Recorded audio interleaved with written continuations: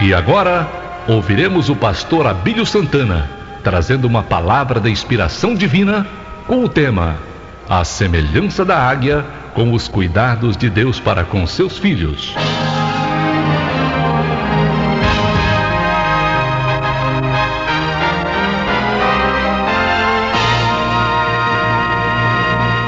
No livro de Isaías, capítulo de número 40, versículo de número 31, diz assim: Mas os que esperam no Senhor renovarão as suas forças, subirão com asas como águia, correrão e não se cansarão, caminharão e não se fatigarão.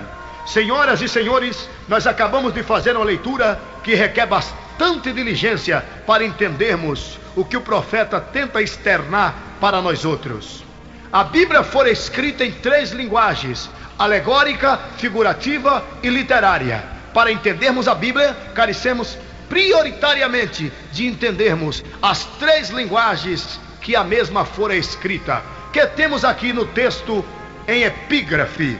Diz assim: Mas os que esperam no Senhor renovarão as suas forças, subirão com asas como águia, correrão e não se cansarão, caminharão e não se fatigarão.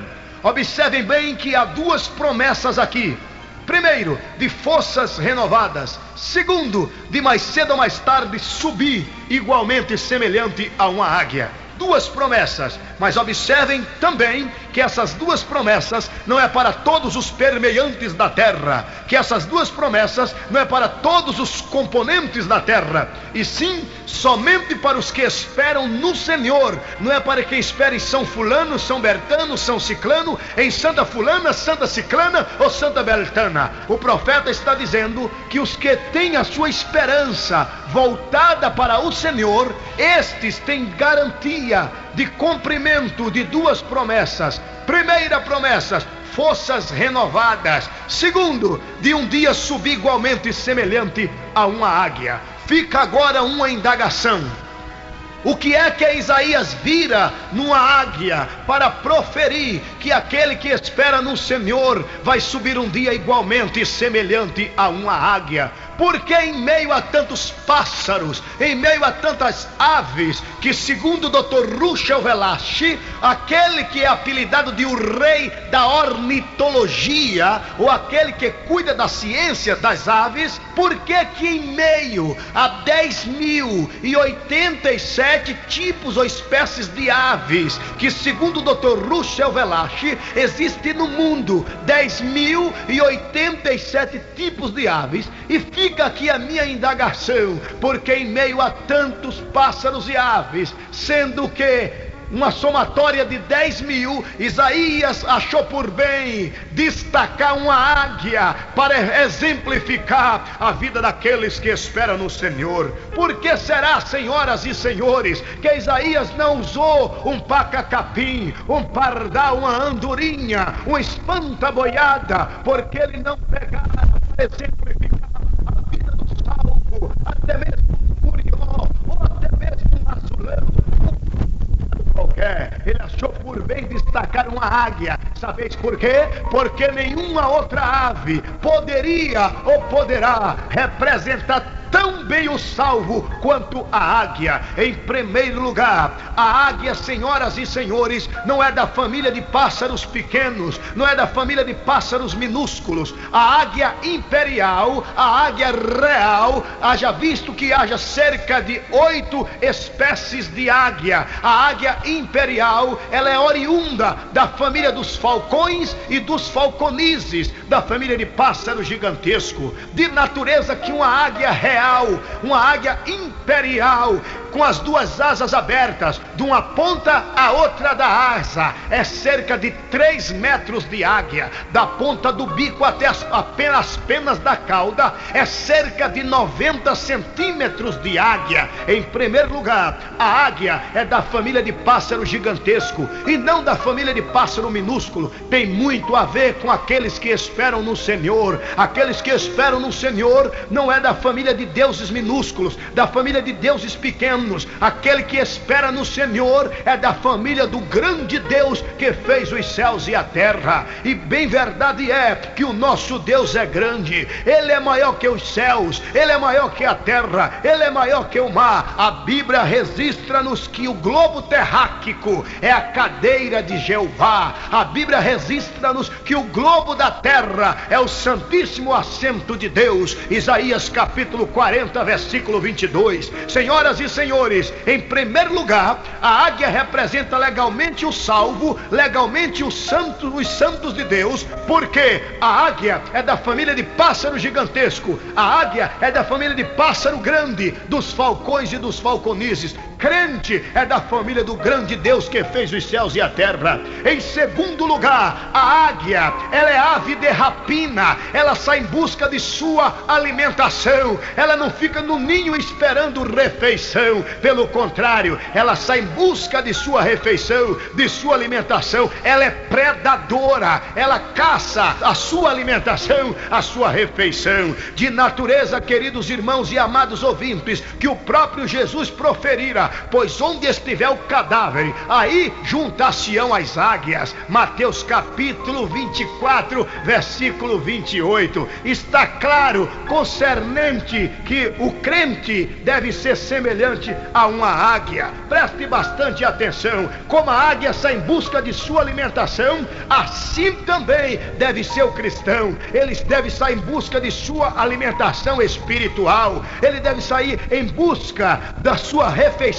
cotidiana. Em terceiro lugar, senhoras e senhores, a águia representa legalmente o salvo, porque as águias, elas não suportam brigar uma com a outra, como o canarinho da Alemanha, por exemplo. As águias, elas não gostam de briga. Pelo contrário, se tiver dois pássaros brigando e aparecer de repente uma águia, acabou a briga, porque a águia pega aquele pássaro perverso, leva lá em cima. Por que lá em cima? Porque os pássaros minúsculos só voam no máximo a 10, 15 metros de altitude, mas a águia é diferente, ela atinge 10.000 metros de altitude. Senhoras e senhores, preste bastante atenção. Assim deve ser também o crente águia. Assim deve ser aqueles que esperam no Senhor. Deve refutar.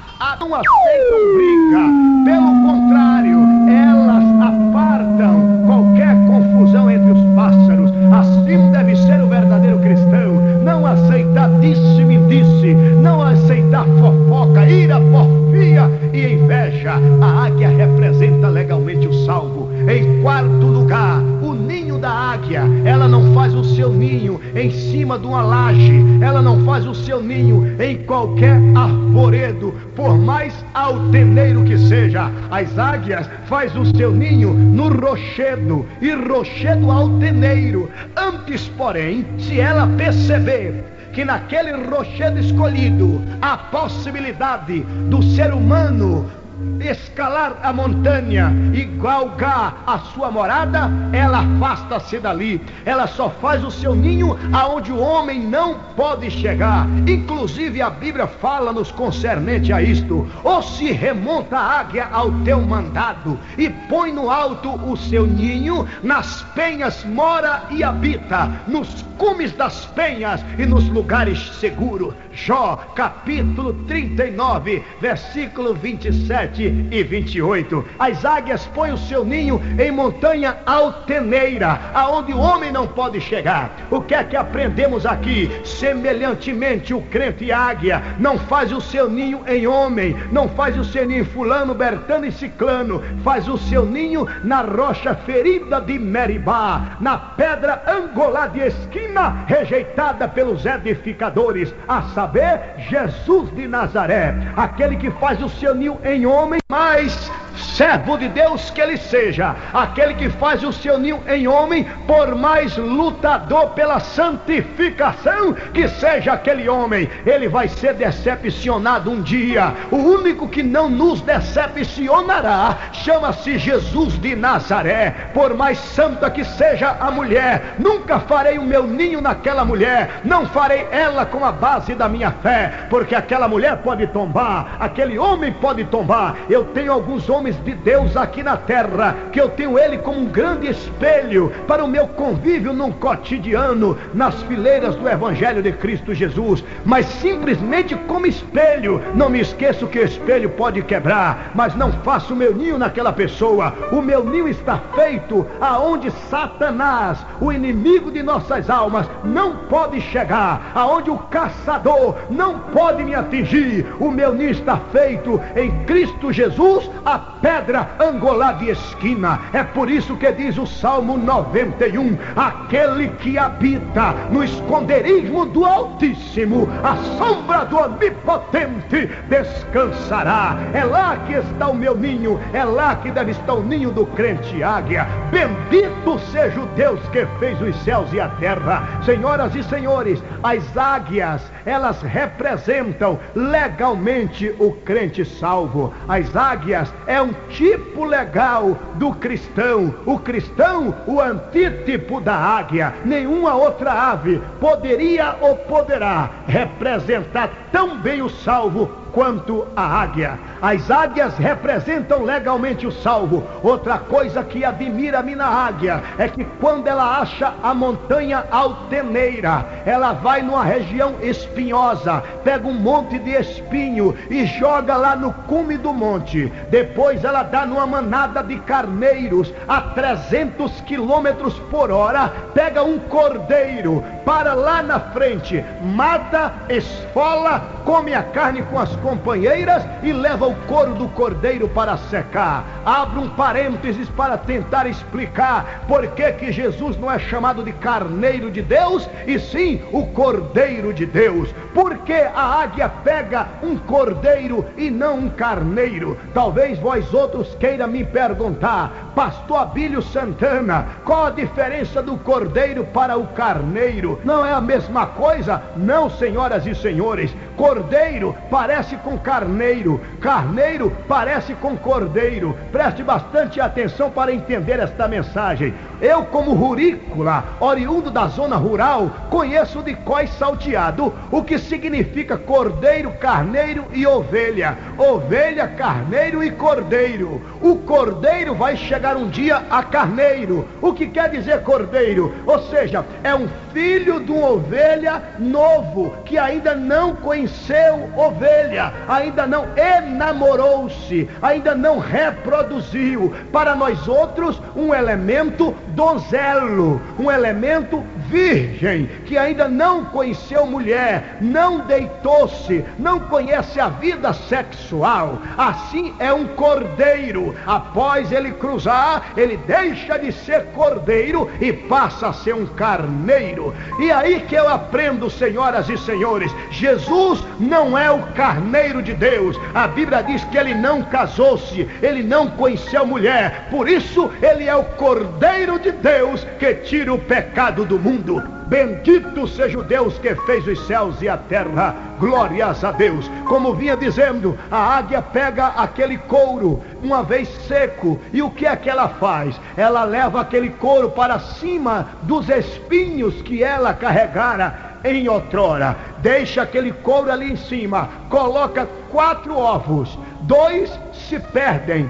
Voluntariamente ela joga os 2 ovos para o precipício ou de ladeira abaixo, perguntando para um ornitologista amigo meu, por que elas propositalmente jogam os 2 ovos ladeira abaixo? Ele, melhor dizendo, me dissera que ela sai durante o dia, leva o período voando, tem um prazer de voar, mas na tardezinha ela vai voltando, e geralmente na hora em que os raios do sol está externando para a terra os últimos raios, e de repente, de longe, ela vê o reflexo da sua casa, de tantos ovos que ela já quebrou por ali. O sol, o reflexo do sol batendo na montanha cheia de clara de ovos, por tantos anos que ela já reproduziu filhos, aí então dá o reflexo e aviso: é aqui que você mora. Inteligente esta ave, não? De natureza, que ela joga 2 ovos ladeira abaixo,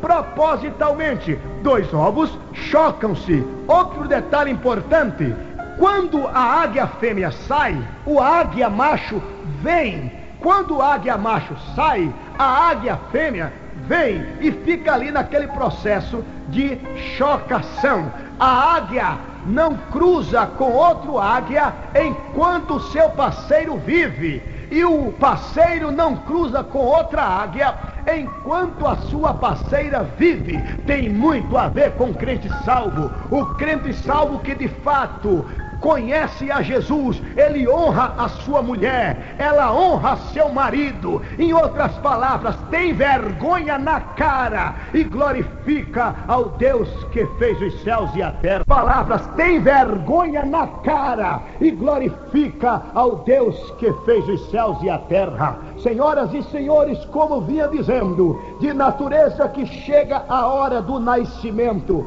o filhote de dentro para fora, ele fura, ele dá o sinal, ele fura a casca do ovo. Quem entende de eclesiologia, ou seja, a história da igreja, tirado de dentro para fora, sabe que isso tem muito a ver. De natureza que eles dão o aviso, estou pronto, furando o ovo de dentro para fora, e ela acaba abrindo, ela, digo, a mãe, a águia, abre a casca do ovo e os filhotes saem. São dois na realidade, um em cada ovo. De natureza que ela vai lá fora e vai buscar comida para eles. Preste atenção e muita atenção nesse mistério. Ela vai lá e fica trazendo comida para eles. Isso num processo de aproximadamente cerca de 40 a 45 dias. A plumagem já chegou, as asas já estão grandes. Ela chega na ponta do ninho e no linguajar de águia ela chama os seus filhotes.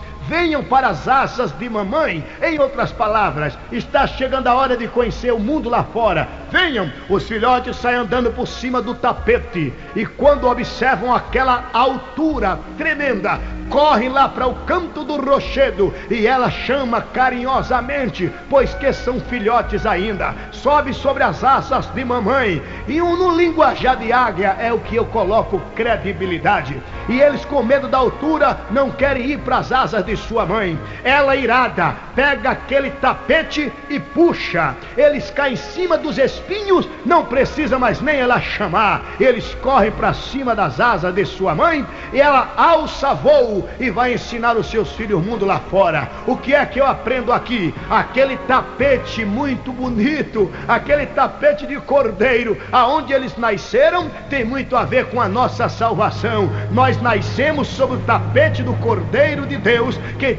que foi morto pelos nossos pecados. A altura que a águia faz o seu ninho fala-nos da altura que o Evangelho nos coloca. O Evangelho coloca todo e qualquer elemento que aceita Jesus num patamar altaneiro. Faço questão de dizer que a cadeira mais galgada, mais almejada aqui na superfície de terra é a cadeira presidencial. Antes, porém, bem maior, bem mais alto, bem mais altaneiro que assumir a cadeira da República Federativa de qualquer país, chama-se, está no local como um crente águia, pois o Evangelho nos coloca numa altura tremenda. Temos moral, temos autoridade sobre os demônios, temos autoridade sobre os capetas, e infelizmente muitos não reconhecem a altura que o Evangelho lhe coloca. Senhoras e senhores, o medo que aquelas águiazinhas têm de cair daquela altura é o medo que eu particularmente tenho,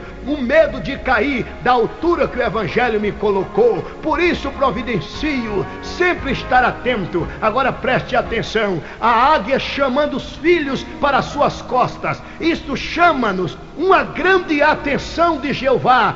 Filho, em outras palavras, venha para mais perto de mim. E o medo não permite muitas das vezes que eu, tu, nós atentamos à voz do Criador. É que Ele quer revelar um mistério para você, é que Ele quer revelar um mistério para fulano Bertano, e chama para mais perto, e fulano Bertano e ciclano profere: tenho medo de cair. É aí que ele diz: sobre as minhas asas você estará seguro. Tem pessoas que Deus chama para uma responsabilidade, chama para lhe entregar um mistério em suas mãos, e ele fica a oscilar, fica a recalcitar. Ele, o grande Deus que fez os céus e a terra, que profere: operando eu, quem impedirá? Puxa o tapete da bênção, a pessoa cai sobre os espinhos, começa a passar prova, aí sabe correr para o ciclo de oração, aí sabe correr para as campanhas de oração, aí sabe até pedir oração por tudo e todos que aparecem na sua frente. Preste bastante atenção. De repente, queridos irmãos, aquelas águiazinhas sobem sobre as asas de sua mãe, ela alça voo e vai embora. Quando eles estão no maior do gosto, a 10 quilômetros de altitude, ela a 300 quilômetros por hora, ela dá um voo rasante, abaixa uma de suas asas e os 2 filhotes descem. De natureza, queridos irmãos, que eles batem as asas sem a proteção das costas de sua mãe, e no linguajar de águia eu coloco credibilidade. Eles pedem socorro, piando, piando, piando, piando. A águia mãe para, pois que a sua estrutura óssea permite que ela pare no ar. É a única ave que pode voar, descansar,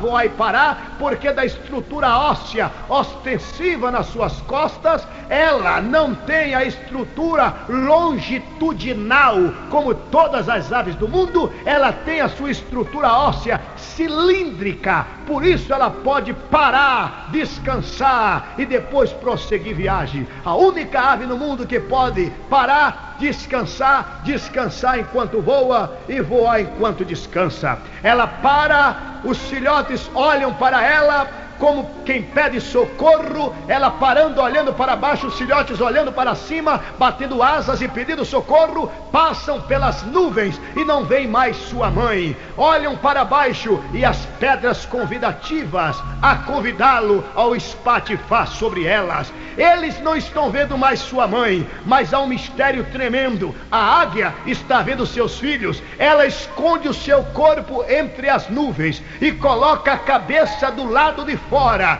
o corpo escondido, e com o olhar de águia ela observa os seus filhos. Ela não perde de vista, e eles, achando que a sua mãe o abandonara, o desamparara, até entrega os pontos. Por que não dizer, acha que não tem mais jeito, quando pensando assim estão, que vão espatifar-se sob os pedegrás. É aí que ela, no amor de mãe, joga o bico para frente, une as suas patas entre as penas da sua cauda. Ela joga as asas para trás e desce numa velocidade de 300 quilômetros hora, numa velocidade de amor de mãe. Os filhos achando que não tem mais jeito, mamãe nos abandonara, achando que vai ao precipício, achando que vai até mesmo sucumbir. Ela dá um voo rasante, abre as suas asas, apara um dos filhos nas suas costas e o outro ela pega com as suas garras. Preste bastante atenção. Quem sabe você, minha querida irmã, quem sabe você, meu querido irmão, estava sobre as asas divinas, estava sobre as asas de Deus, e todos que tu olhava até dizia: que pessoa abençoada, que elemento abençoado. Quem sabe tu estás a descer financeiramente, estás a descer espiritualmente, estás a descer moralmente, estás descendo, e todos querem ver a tua desgraça, catástrofe e demolição. Olhas para cima e não ver a grande águia que ostenta-se no 5º livro da Bíblia, no livro de Deuteronômio, a saber, o Senhor Jeová. Por que não contemplas? Porque a nuvem negra de prova não permite que você veja a sua vitória nem o teu Criador. Eu quero agora, como homem de Deus, profetizar te dizer que ainda que tu não contemplas Jeová, Ele está te enxergando entre as nuvens.